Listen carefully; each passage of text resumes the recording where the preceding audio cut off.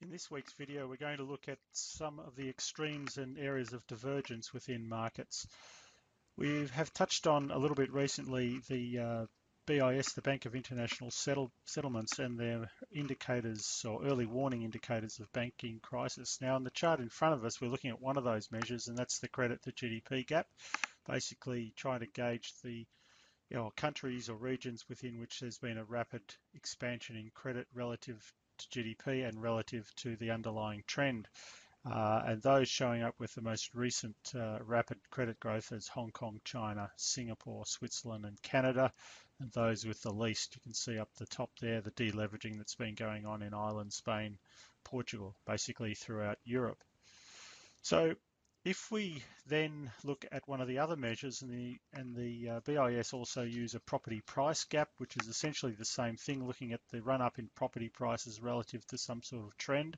So they're looking at aggressive increases in property prices. So if we put those two on a chart here, basically what we're showing on the bottom scale is the credit gap measure. So towards the right hand side there, rapid run up in credit has been seen in those countries, while on the y-axis is the property price gap, so a rapid lift in property prices relative to trend. And so those regions or countries that come up in the potentially the most at risk quadrant based on those two measures would be Hong Kong, Canada, Colombia. That's Switzerland there, the name not showing. So those tend to be what the BIS might consider to be more at risk. There are other measures that they look at, but we won't go into those right now. Where does Australia sit? Well, Australia sort of sits towards the upper end. Fairly strong run up in property prices, but the build up in credit doesn't seem to be as significant as it has been in some of those other countries. In our latest extremes and divergence report, we looked at the emerging markets region relative to global equities, considering the relative sector weightings. And as is fairly well known, IT has a significant overweight within the EM basket, something like 12% relative to global equities. Financials is the next biggest overweight there, and you can see materials. The big underweights in emerging markets typically is healthcare and in the industrials sector.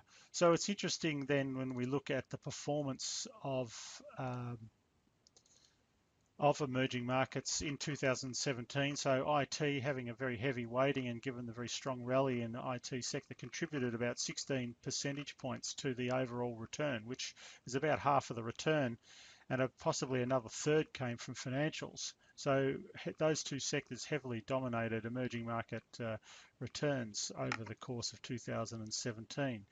If we, another way of looking at that is to say, okay, let's rank the various markets. So I've got here basically some US equity market, various emerging markets, Japan as well, Europe thrown in, and we're looking at the sensitivity or the R squared of those, the 12-month return in those markets to a 12-month change in IT.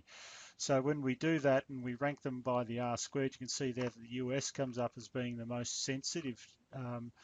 This is since 2005, the most sensitive to the IT sector performance, followed by Taiwan, Korea, and then as you can see there, you get further down Latin America, Brazil, which have a different makeup. So clearly the strength in the IT sector has been a major driver of emerging market returns, as was the performance of financials, at least up until the latter part of the year.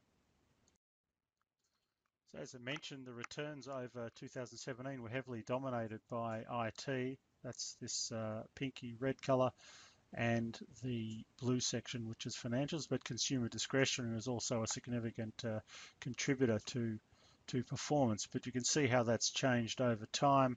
If we go back to 2011, it was a much more evenly mixed contribution to performance. So very much driven, the strong performance of emerging markets being very much driven by the IT sector, and therefore we need to consider that from a risk perspective going forward.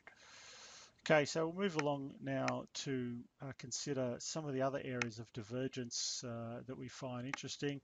One, of course, is the performance of growth versus value and the change in bond yields. So the blue line is the ratio of growth relative to value, MSCI. You can see there an outperformance really over the past 10 years from growth. Now that has been associated with also a decline in bond yields. It's a red line and that's inverted. And generally that relationship has held, reasonably solid over most of this period, probably indeed since about 2002, 2003. What we've seen though more recently in the last 6 months is there's been quite a considerable divergence where growth has continued to outperform value quite significantly, yet bond yields rose from something like 2.5 to 2.8, 2.9%, yet still managed to outperform. Now, whether this because the market thinks that bond yields or the lift in bond yields is not sustainable, or whether it's more a view on strong EPS growth within the growth sector is difficult to tell just at this stage. But what we do know is there's been a fairly significant divergence begin to open up between growth value and the bond market. Another area of divergence, and I guess slightly related, is the performance of cyclicals relative to defensives. This is a ratio, left-hand scale, blue line. You see the outperformance of cyclicals relative to defensives. And as you would expect, that's normally associated with changes in the bond yield, global activity. So the outperformance of cyclicals would seem to be quite significant.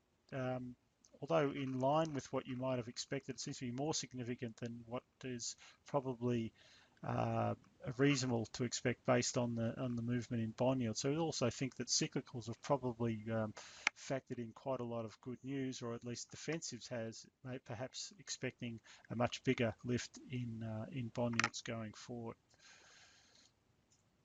The final area that we touched on in our latest report was the Hong Kong dollar, which has fallen against the US dollar to 30-year lows. And you can see here it's quite a significant decline. So it's gone from 1 to 7.75 up to about 7.85 in the past couple of months. The Hong Kong dollar now looking oversold as well. So that's been quite a significant and sharp move within currency markets.